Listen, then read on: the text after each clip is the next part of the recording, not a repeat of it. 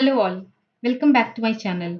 मेरा नाम है लवली निगम और आज मैं आप सभी के लिए करंट अफेयर्स लेकर के आई हूँ 28 सितंबर 2024 का। यूट्यूब पे मेरा चैनल है लर्निंग विथ लवली। यहाँ पे आपको डेली करंट अफेयर्स की वीडियोस मिलेंगी। साथ ही साथ मैं शॉर्ट वीडियोस भी डालती हूँ जहाँ पे government schemes and government mission के बारे में जानकारियाँ मिलती हैं। आइए शुरू करते हैं आज का current affairs. Recently, the Ministry of Tourism has launched a National Responsible Tourism Initiative titled Prayatna Mitra and Prayatna Didi.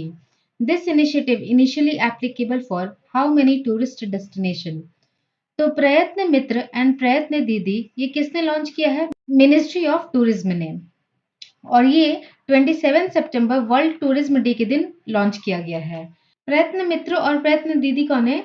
ये टूरिस्ट गाइडर्स हैं और इनका मेन ऑब्जेक्टिव है कि प्रयत्न मित्र और प्रयत्न दीदी इनिशिएटिव के तहत टूरिस्ट लोगों के एक्सपीरियंस को एनहेंस करना towards incredible India. Incredible India. And second, tourist friendly experience share करना। टूरिस्ट फ्रेंडली एक्सपीरियंस शेयर करना। ठीक है, ये जो इनिशिएटिव लिया गया है ये इनिशियल डेज में 6 टूरिस्ट डेस्टिनेशन पे स्टार्ट किया गया है। और ये 6 टूरिस्ट डेस्टिनेशन कहाँ है? मध्य प्रदेश का ओरछा, बिहार का बोध गया, राजस्थान का जोधपुर, आंध्र प्रदेश का गांडीकोटा, मिजोरम का ऐजवाल एंड लास्ट है अंडमान एंड निकोबार का श्री विजयपुरम। तो मध्य प्रदेश, बिहार, राजस्थान, आंध्र प्रदेश, मिजोरम एंड अंडमान एंड निकोबार जो भी प्रयत्न मित्र एंड प्रयत्न दीदी के तहत अपने आप को एनरोल कराएंगे उनको प्रॉपर ट्रेनिंग प्रोग्राम प्रोवाइड करा जाएगा। ट्रेनिंग प्रोग्राम अतिथि देवो भव फिलोसफी के ऊपर बेस्ड होगा और इस ट्रेनिंग प्रोग्राम में वुमेन्स, यूथ, मेल, फीमेल कोई भी पार्टिसिपेट कर सकता है। ऐसा करके गवर्नमेंट लोकल एम्प्लॉयमेंट को भी बढ़ावा देती है और जो भी टूरिस्ट गाइडर होंगे उनको एक अच्छा खासा पेमेंट भी मिलेगा गवर्नमेंट की तरफ से। लोगों को डिजिटल ट्रेनिंग भी प्रोवाइड किया जाएगा। डिजिटल ट्रेनिंग प्रोवाइड किया जाएगा जो भी गाइडर्स होंगे उनको। Next, 7th annual report of periodic labour force survey PLFS July 2023 to June 2024 which is given by Ministry of Statistics and Program Implementation focus on youth unemployment rate. As per this report, which state ranked third in unemployment youth? तो देखिए इस तरह के question में दो तरीके के सवाल आ सकते हैं। पहला तो ये रैंकिंग बेस्ड, जैसे इसमें पूछा है रैंकिंग बेस्ड आपसे कि कौन से रैंक पे कौन सा स्टेट आता है। दूसरा ये पूछ सकता है कि ये जो रिपोर्ट आया है ये रिपोर्ट कौन सी मिनिस्ट्री ने दिया है। तो इसका राइट आंसर क्या है? Ministry of statistic and programme implementation. Ministry of statistic and programme implementation यहाँ मेंशन भी किया हुआ है। Now come to the ranking part. ये periodic labour force survey report जो है ये अनएम्प्लॉयमेंट यूथ के ऊपर फोकस करता है। अनएम्प्लॉयमेंट यूथ का सर्वे हुआ है। इसके तहत जो टॉप फर्स्ट स्टेट है वो है लक्षद्वीप। लक्षद्वीप फर्स्ट नंबर पे आता है। यहाँ पर टोटल 36% अनएम्प्लॉयमेंट रेट देखा गया है यूथ में। और ये यूथ अनएम्प्लॉयमेंट रेट का मतलब हुआ कि जो भी यूथ 15 से 29 वर्ष की आयु में आते हैं उनको उनको ही कंसिडर किया गया है। तो लक्षद्वीप में 36% सबसे ज्यादा यूथ अनएम्प्लॉयमेंट देखा गया है। इसमें 79.7% फीमेल हैं, वहीं मेल 26.2% है। सेकेंड नंबर पे स्टेट है वो है अंडमान एंड निकोबार।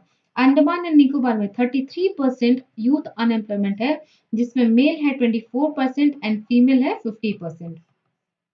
अब ये क्वेश्चन कैसा है कि रैंक थर्ड पे कौन सा है? तो रैंक थर्ड पे है केरला। केरला में टोटल 29.9 अप्रोक्सीमेटली 30% अनएम्प्लॉयमेंट रेट देखा गया है, जिसमें मेल है 19.3% एंड फीमेल है 47.1%।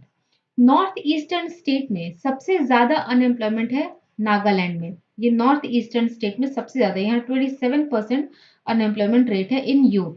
और सबसे कम कहाँ पे है? तो सबसे कम है मध्य प्रदेश में। मध्य प्रदेश में सिर्फ 2% यूथ ऐसे हैं जो कि अनएम्प्लॉयमेंट रेट के अंडर में आते हैं। और ओवरऑल नेशनल लेवल पे देखा जाए तो नेशनल लेवल पे यूथ अनएम्प्लॉयमेंट रेट है 10.2%, जिसमें मेल है 9.8% एंड फीमेल है 11%. Next, NICDC Logistic Data Service Limited launched Unified Logistic Interface Platform Logistic Hackathon 2.0. in collaboration with Niti Aayog and Startup India. This ULIP platform is a part of which government? इसमें दो तरीके के सवाल बन सकते हैं। पहले तो ये कि ये किस गवर्नमेंट इनिशिएटिव के तहत इसको लॉन्च किया गया है।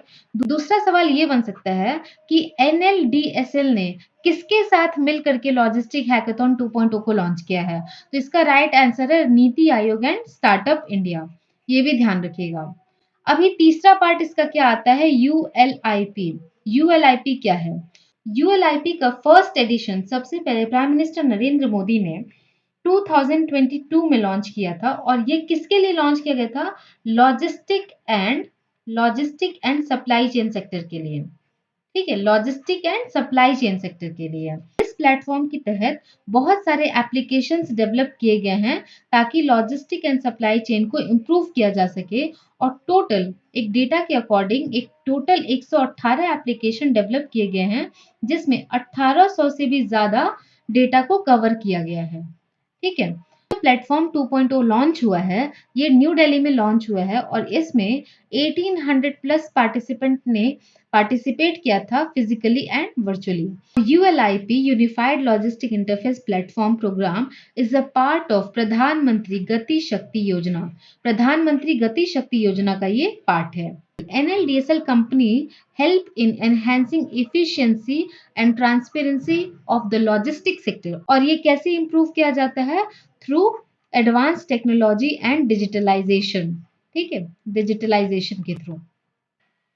उस इवेंट में ट्रैक योर ट्रांसपोर्ट एप्लीकेशन को भी लॉन्च किया गया है। जैसे कि नाम से पता चल रहा है, ट्रैक योर ट्रांसपोर्ट, अपने ट्रांसपोर्ट को ट्रैक करना। इस एप्लीकेशन की हेल्प से व्हीकल एंड ड्राइवर का वेरिफिकेशन इजीली हो सकता है और ये बहुत ही ज्यादा cost effective and user friendly tool है। ठीक है, तो इन सब चीजों को ध्यान रखेंगे। पता है कि किस डिपार्टमेंट के साथ कोलैबोरेट करके इसको लॉन्च किया गया, तो NITI Aayog and startup India. दूसरा ये कि ये किस इनिशिएटिव के तहत आता है, तो वो है प्रधानमंत्री गति शक्ति योजना। तीसरा ये कि ट्रैक योर ट्रांसपोर्ट भी इस इवेंट में लॉन्च किया गया था।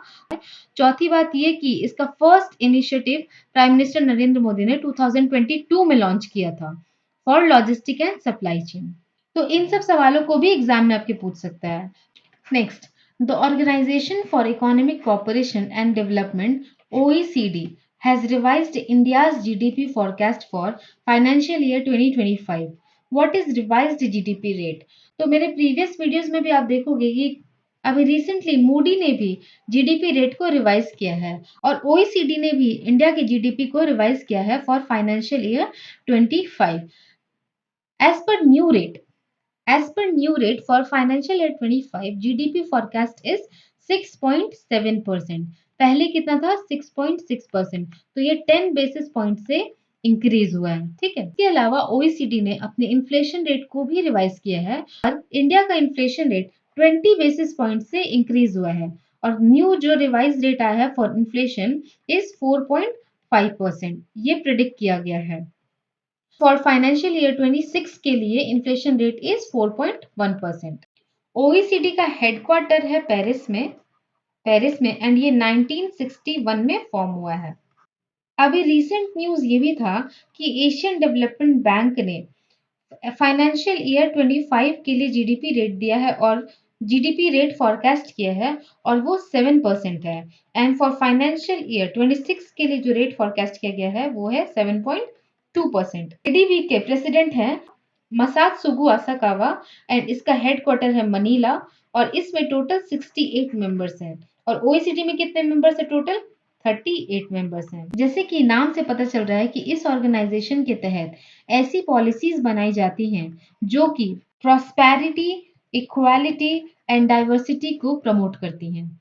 अभी अगर आप मेरे प्रीवियस वीडियो देखे होंगे तो आपको पता होगा कि मूडी ने भी अपना जीडीपी रेट को रिवाइज किया है और for 2024 the revise rate is 7.1% and for 25 this is 6.5%। Similarly inflation rate को भी रिवाइज किया गया है। As per Moody, India's inflation rate will be 4.7% for 2024 and 4.5% for 2025। तो मेरे प्रीवियस वीडियोस को भी देखिए, उसमें भी बहुत से रेट जो रिवाइज हुए हैं और जो फॉरकास्ट हुए हैं उसको मैंने कवर किया है। वर्ल्ड बैंक के according India's GDP rate will B 6.6% for 2024 and 7% for 2025।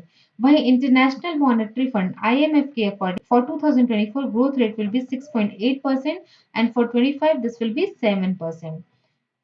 RBI के according for 2025 7.2% will be growth rate.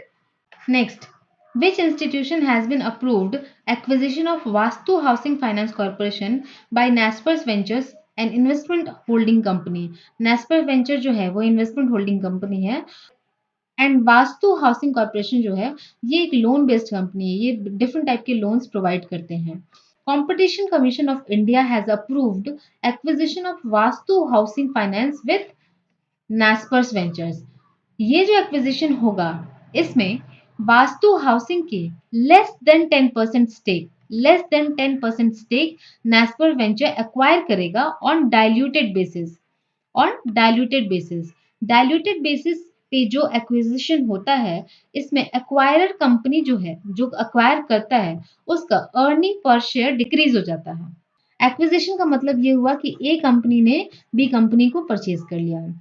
Okay, as per recent news, Reserve Bank of India has approved amalgamation of Mumbai-based Rajapur Sahakari bank. Rajapur Sahakari bank का amalgamation approve किया है Reserve Bank of India ने with Malad Sahakari Bank. और अब Rajapur Sahakari Bank will work as Malad Sahakari Bank. Amalgamation is a type of merger जहां एक या दो से ज्यादा कंपनी मिल करके एक थर्ड यूनिट को रेडी करते हैं, न्यू एंटिटी बनाते हैं, उसको एमलगमेशन कहते हैं. RBI governor Shaktikanta Das and ये 1935 में फॉर्म हुआ था. इसका हेडक्वार्टर कहाँ है? Mumbai. Now let's focus on some important days. World Heart Day 2024 observed on 29th September and theme is use heart for action. Day से रिलेटेड जब भी कोई क्वेश्चन आए तो पहला तो ये सवाल बनता है कि उसका डेट क्या है. दूसरा ये सवाल बनता है कि उसके रिगार्डिंग थीम क्या था इस साल. करंट ईयर का भी ध्यान रखेंगे एंड प्रीवियस ईयर का भी थीम ध्यान में रखेंगे. नेक्स्ट, वर्ल्ड रेबीज डे 2024 ये ऑब्जर्व किया गया है September 28 and the theme was breaking rabies boundaries. Third, International Day for Universal Access to Information IDUAI Day celebrate on 28th September and the theme was Artificial Intelligence, E-Governance and Access to Information. Antyodaya दिवस को हम 25 सितंबर को मनाते हैं और इस साल ये 100th बर्थ एनिवर्सरी था पंडित दीनदयाल उपाध्याय का. Next, Indian railway launch rail रक्षक दल in the Northwestern Railway Zone for the first time. This initiative will responsible for तो रेल रक्षक दल को नॉर्थ वेस्टर्न रेलवे के लिए स्टार्ट किया गया है फॉर द फर्स्ट टाइम. इसका ऑब्जेक्टिव ये है कि अगर कोई भी ट्रेन एक्सीडेंट होता है उस एक्सीडेंट से लोगों को निकालने के लिए तुरंत ही रेस्क्यू ऑपरेशन स्टार्ट करना. तो this initiative will be responsible for quick rescue operation. ये रेल रक्षक दल बना है, ये मिनिस्ट्री ऑफ रेलवे अश्विनी वैष्णव के सुपरविजन पे बना है. दल में फिजिकली फिट लोगों को अपॉइंट किया जाएगा और उनको प्रॉपर ट्रेनिंग भी दी जाएगी किसके लिए, how to conduct rescue operation. जब तक ये दल नहीं बना था, रेल रक्षक दल नहीं बना था, उसके पहले इंडियन रेलवे एनडीआरएफ की टीम पर डिपेंड करती थी for rescue operation. NDRF stands for national disaster response team. Rail रक्षक दल को लॉन्च करने से इंडियन रेलवे को बहुत ही स्ट्रॉन्ग सपोर्ट मिलेगा at the time of emergency. Indian Railway के सीईओ हैं Satish Kumar. Next, the Security and Exchange Board of India has launched a foreign portfolio investor outreach cell. As a result of that, Indian market got how much investment in the month of September by FPI? Foreign portfolio investors को help करने के लिए security and Exchange Board of India ने outreach cell का गठन किया है. इस आउटरीच सेल के हेल्प से फॉरेन इन्वेस्टर्स को इजी एक्सेस प्रोवाइड किया जाएगा इन इंडियन मार्केट. दूसरी चीज, इसकी हेल्प से आप फॉरेन इन्वेस्टमेंट को भी इंक्रीज कर सकते हो. ये आउटरीच सेल के गठन के बाद सबसे ज्यादा सितंबर के मंथ में फॉरेन इन्वेस्टमेंट को अट्रैक्ट किया गया है और वो है $3,682 मिलियन. आउटरीच सेल की कुछ इंपॉर्टेंट रिस्पॉन्सिबिलिटी हैं. फर्स्ट रिस्पॉन्सिबिलिटी इसकी ये है टू प्रोवाइड गाइडेंस प्रोवाइड करना प्री एप्लीकेशन फेज।